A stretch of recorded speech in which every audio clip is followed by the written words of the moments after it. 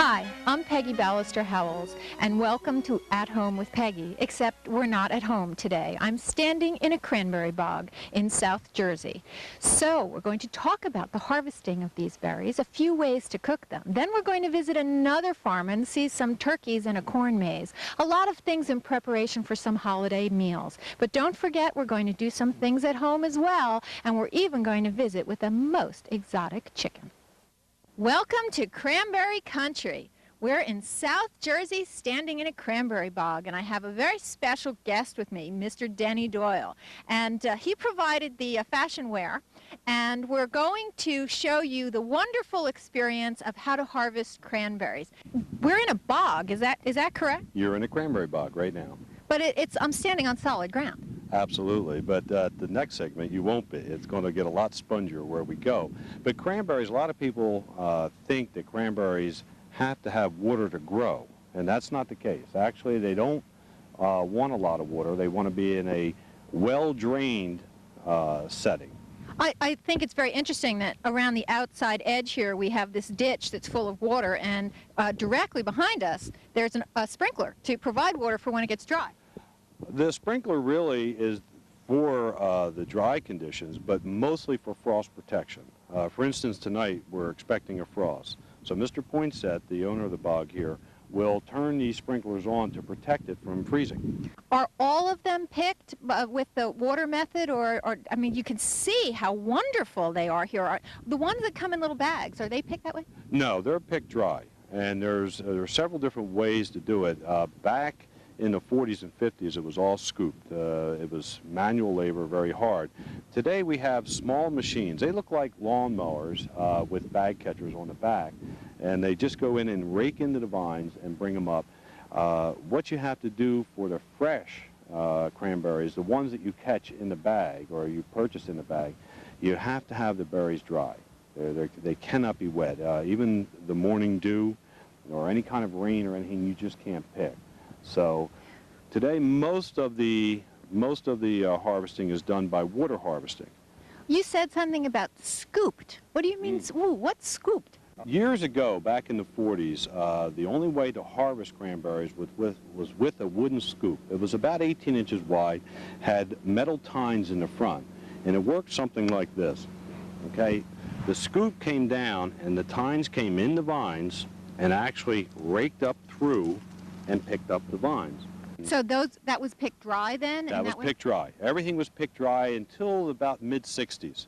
And there was a grower that tried water harvesting. He just flooded his bogs. In fact, as it happened, it was, as most things will happen, he was flooding his bogs to protect his bogs from freezing. Much like the sprinkler system is here now. Exactly right, but he didn't have sprinklers. They just put the water on the bog, and they were out in the bog doing some maintenance things with the water on it. Berries were floating. And at that point, somebody came up and said, hey, you know, maybe we could pick this crop this way. And that's where the water harvesting started. So how does the water get in here? The water is going to get in from all different spots. To have a cranberry operation, you need a large amount of water. You have to have a reservoir. And you'll generally start at bog 1 and then bring that water from bog 1 to bog 2 to bog 3. Is that what those wooden gates are for, that lets the water go from one to the other? That's exactly right. I want to go down and look at some of these cranberries. Come on. These bushes are really very low to the ground. They're not like big bushes like you think of a blueberry bush or a raspberry bush. Right, not at all. These are very low growing. Actually, they make beautiful landscaping material also for a low-growing type material. It's getting to be quite popular. People are now starting to plant around their homes just for a ground cover type material, and plus you get the great benefit of cranberries. I have to say, I have tried that, and the one problem is the rabbits seem to really like the bushes. Well, as a homeowner, you know how some of the problems that growers have. It's not so much rabbits out here, but it's deer. Deer eat cranberry bushes? Oh, they love cranberries. And they also eat the tender ends of the cranberry vine, not a bush. This is a vine. It's considered a vine? A vine, okay? These are real long vines. Look back. This thing will go for, probably 4 or 5 feet. I don't know if you can catch this on camera, but this is it. And isn't it a simple matter of taking cuttings to start a new bog? Absolutely. If you wanted to start a cranberry operation, that's all you have to do. Put this in sand and peat, in a bed, sand and peat only, and water it. Well, what if you wanted to start from berries? Can you do that? That's a lot tougher. You can start. There's seeds in these berries, but it would take about 25 million berries. 25 million berries? 25 million berries to get a plant from a seed. It's a little bit like... So they're sterile? No, it's just everything has to be perfect when you start with a seed. The lighting condition, the weather conditions, the moisture content has to absolutely be perfect. Mother Nature has set that out. Most people understand the oak tree and the acorns that fall. Not every acorn that falls on the ground produces an oak tree, but 1 in 25 million will start a small tree. Well, Danny, I have to say I don't think I've ever experienced anything quite like this. I'm standing in, what, a 1.5 foot of water about? Mm-hmm. You're in a 1.5 foot of water standing right on the bog. But the vines are not doing the same thing here as they were in the dry bed, because they're all kind of floating in the water upright and look like an undersea adventure. Absolutely right. Where we were before, the vines were laying down. Now with the water, they're standing straight up, floating, because the berries are making them float. The unique thing about the cranberry is that it will float, and the berry on the vine is making that float, so that the machine behind us, off to the side of us, can wheel it and shake the vine, and the berries will just pop straight up. So how many acres of cranberries do we actually have in New Jersey, and where do we rank in the country in production? In acreage, it's around 8,000 acres in the cranberries in New Jersey, and we are third in production. Massachusetts is first, and Wisconsin is second. Jersey comes in third. So little old New Jersey, the Garden State, ranks third in cranberry production. And we're up there in blueberries and peaches and a number of vegetables as well. So it's nice that these beautiful red berries contribute to making us the Garden State. Absolutely. Agriculturally, New Jersey is a lot stronger than most people think. We actually produce more peaches than Georgia. Oh, I said that in Atlanta. I'm lucky I'm still alive here. You are lucky if you said it in Atlanta, but we're at the home state now. This is we're in a cranberry bog, so we can say that. But agriculturally, we do a lot. We're second behind California in vegetables, and along with the great produce that we get here in this state, you also have a setting like this with the land preservation issue. These growers are absolute land preservationists. And they're the original ones, and this property, if the agriculture community can stay strong, will be like this for many generations. And these are mostly small family farms that have been here for many generations, where it's part of their life as well as their livelihood. Absolutely. There isn't corporate America out here. This is small family farms and guys and gals that work real hard to bring a crop and good, wholesome food to our homes. So as the beautiful sunshine sparkles on the rubies and the diamond water, we are going to play and collect these berries, and I want to play with the toys. Go for it. If you ever have the opportunity to get to South Jersey to see the cranberries being harvested, do make the effort to make the trip. It is well worth it. A sight you will never see anyplace else, I am sure. Now, the use of cranberries for the holidays is, of course, very traditional, and I'm going to show you now how to make homemade cranberry sauce, which I was amazed at how easy it really is. But let's not forget that cranberries can be used all winter long in a variety of ways. Now, these cranberries came out of the freezer, and it's so easy to just throw a bag of cranberries right in the freezer and just leave them like that, no additional preparation. Now, we're going to use these frozen ones to make cranberry sauce, but I want to give them a little rinse. Once in a while, you may find a small leaf or maybe a berry that's not 100% like that one, and you want to just sort through them, especially after they've been in the freezer for a while. You may get a few that are sort of a little bit wrinkly. But these have been in the freezer for some time, and they really still look quite marvelous. So we're going to take these cranberries and dump them in the pot here. And all it takes is 1 bag of cranberries, 1 cup of water, and 1 cup of sugar. Now you want to bring that to a boil, and you let it boil for about 5 minutes until all the cranberries have popped. And what you get is a kind of cranberry sauce that you would see in the can marked whole berry. It looks more like that. The nice thing is you can serve it warm, or you can refrigerate it before serving and serve it cold. Now, it is important with a high amount of sugar in here that you keep it well stirred, and you want to make sure that it doesn't burn on the bottom. So I use my favorite stirrer, which is a very straight-edged pancake flipper, and that way it really scrapes the bottom of the pot and keeps things from sticking. So after you get it mixed up, just put it on the stove.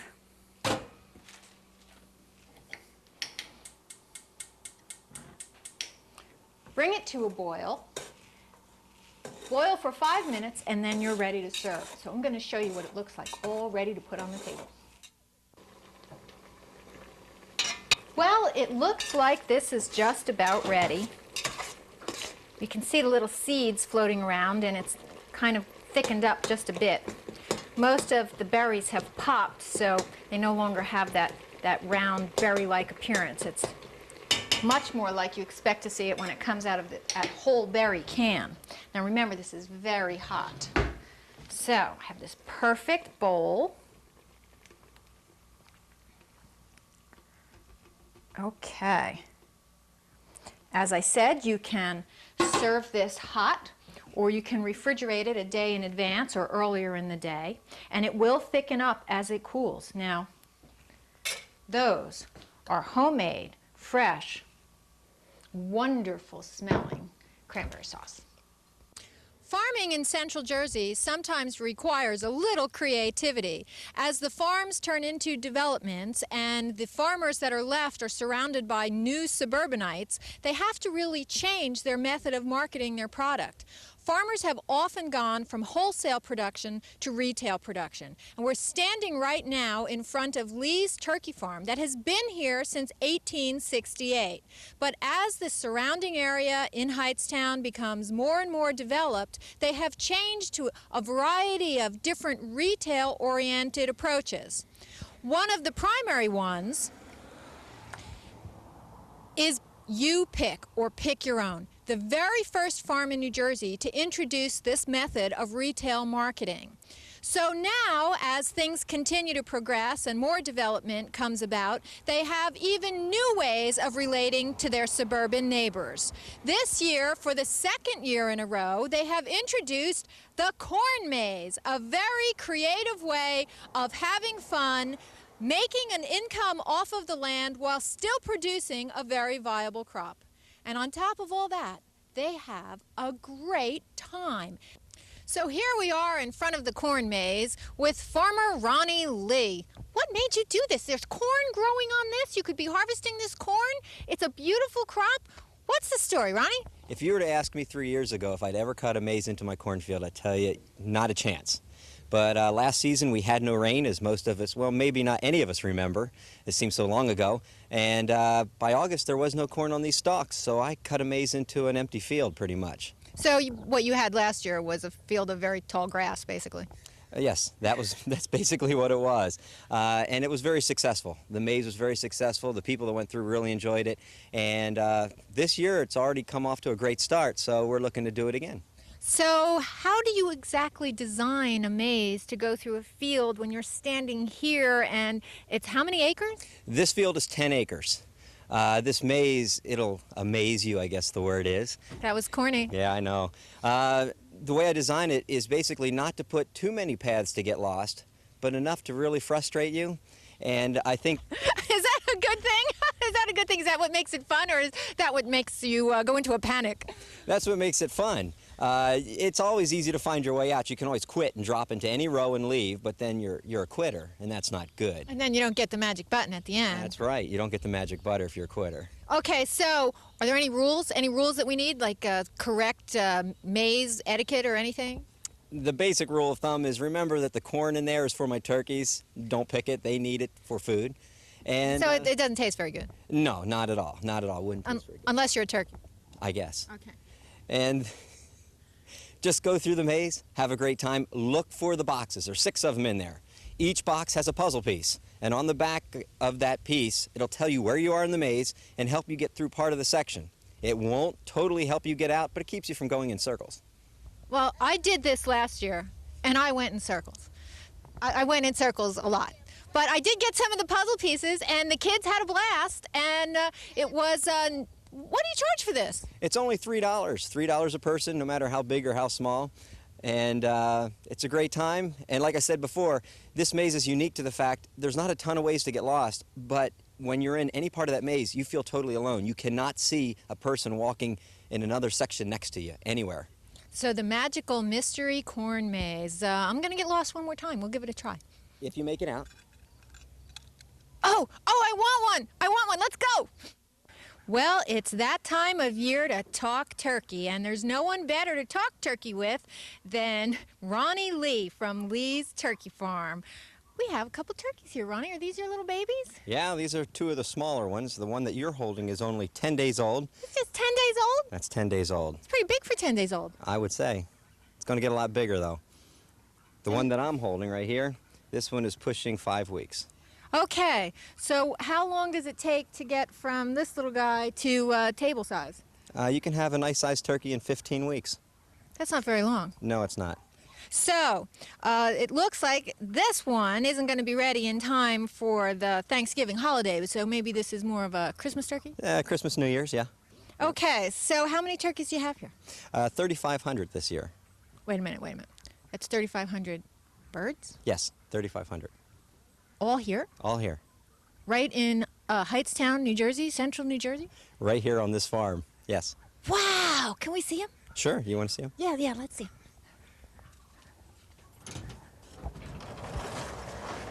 So here we are in front of the big barn that holds all the turkeys, and we have some serious turkeys here.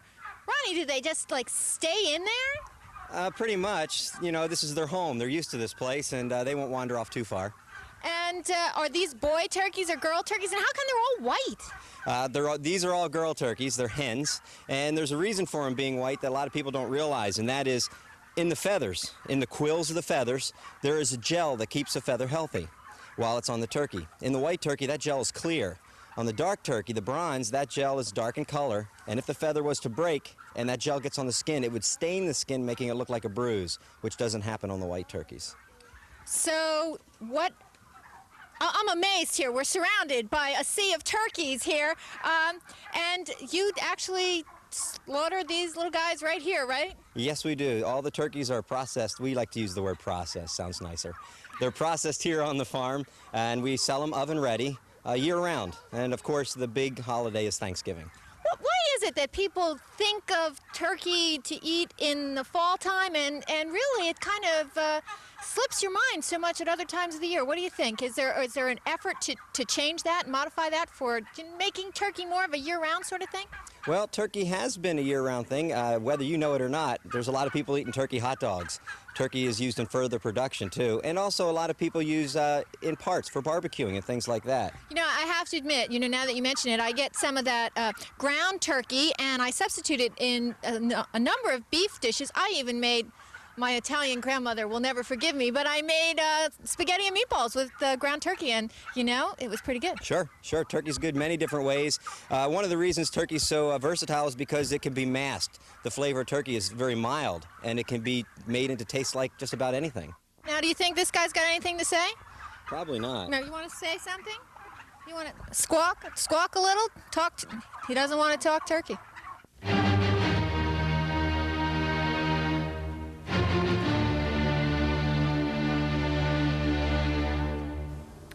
Anyone that comes to Blooming Acres has little to fear about the evil spirits that will attack them, because my friends here are working very hard at keeping them at bay. Now, these are gargoyles, or modern-day gargoyles, and I've had a fascination with them for many, many years.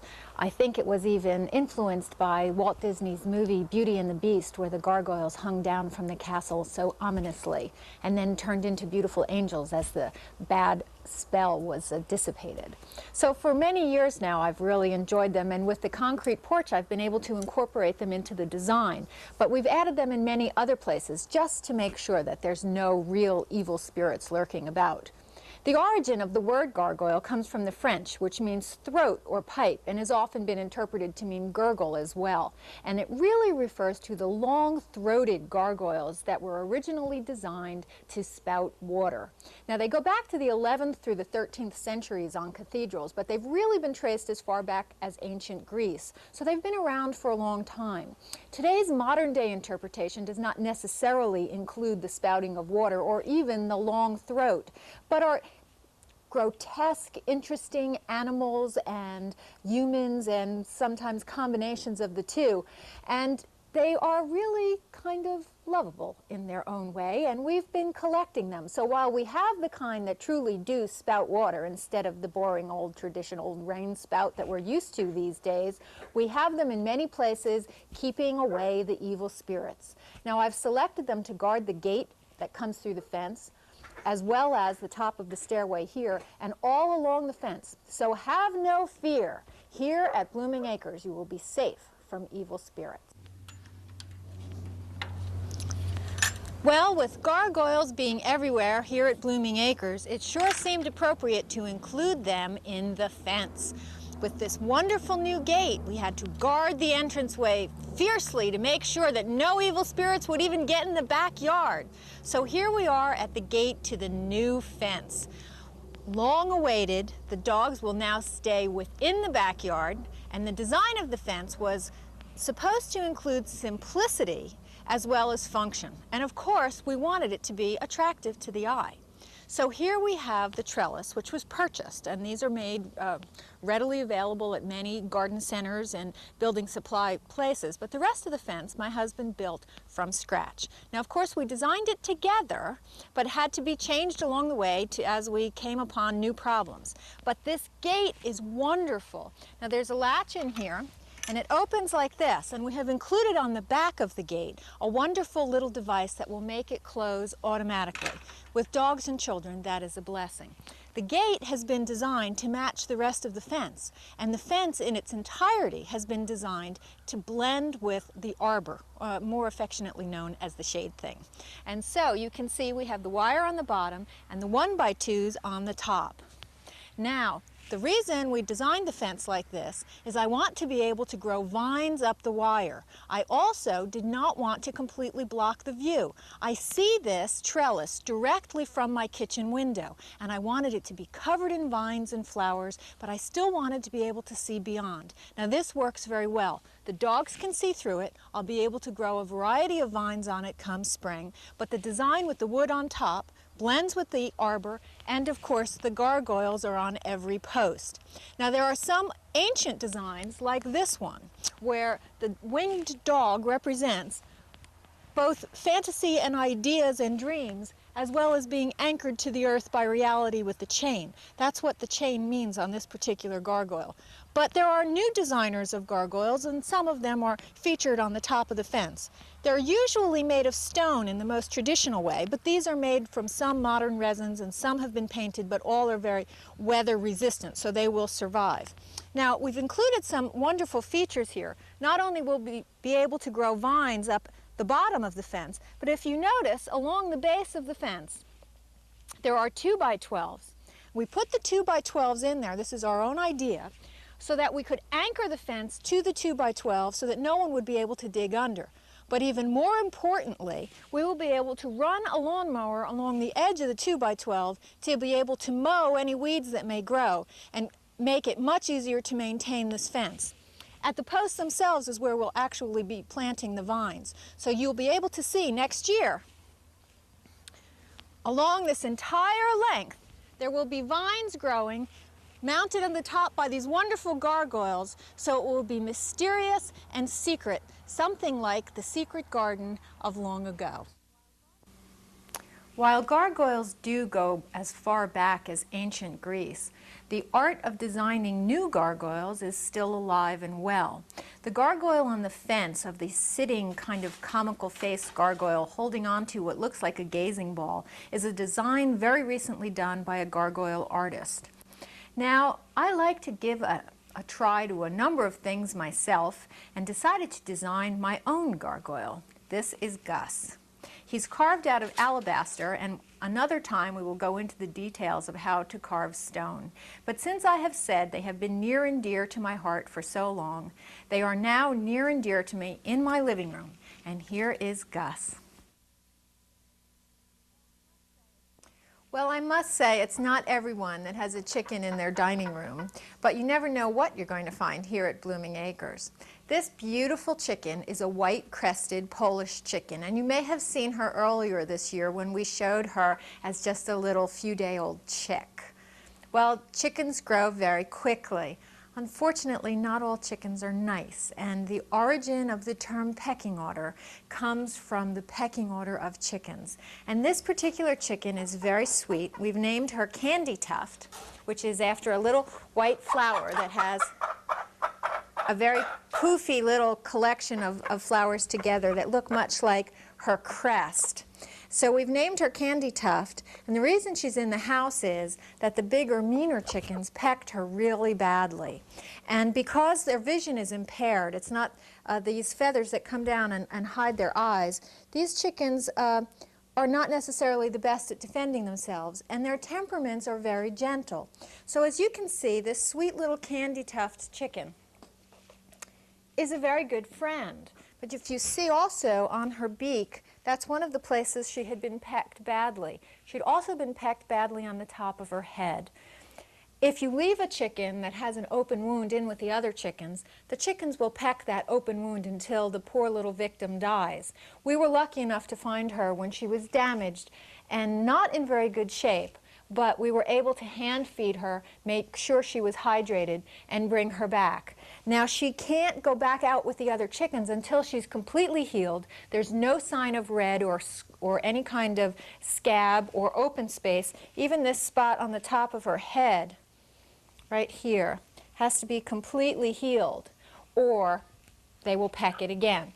So after she lives inside for about another 3 or 4 weeks, she'll get introduced back to the flock very slowly.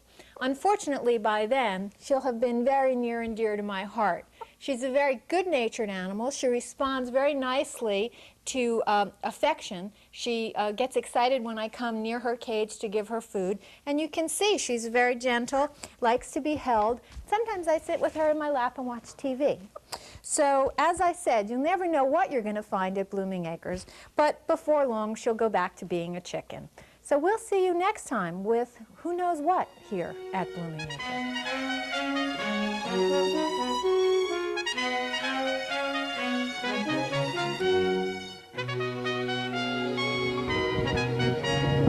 Okay, we did it. Okay. Look, not walking like a clown. You're not in the clown suit. I feel like I'm in a clown suit. No.